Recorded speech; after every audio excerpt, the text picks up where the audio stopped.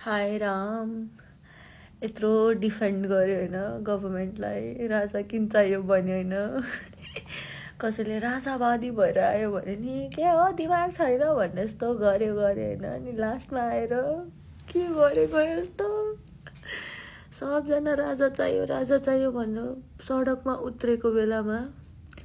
जनताहरू सबै राजा चाहियो भनेर सडकमा उत्रेको बेलामा जनताको फेभरेट कुलमान घिसिङलाई त्यसरी स्वाटै निकालेपछि जनता झन् भड्किँदैनन् भनेको बुद्धि खोइ पोलिटिक्स गर्न नि बुद्धि चाहिन्छ के यतिको बुद्धि त मैमा थियो यार बरु मलाई लग पोलिटिक्समा यार के गरेको यार यस्तो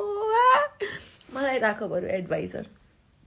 इफ कुनै मन्त्रीले मेरो भिडियो हेरेको छ भने मलाई एडभाइजर राख के तिमीहरूको एडभाइजर जो छ त्यसलाई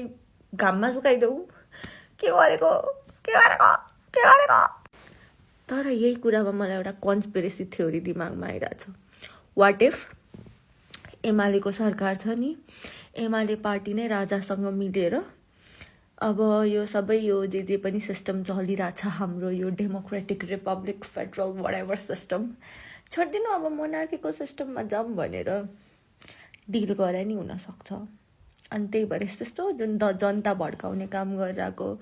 छ नि त नि एमालेको सरकारले अलिकति त्यो गरा नि हुनसक्छ जस्तो मेरो दिमागको कन्सपिरेसी थ्योरी हो यो if somebody wants to agree with me feel free if somebody does not want to agree with me feel free bye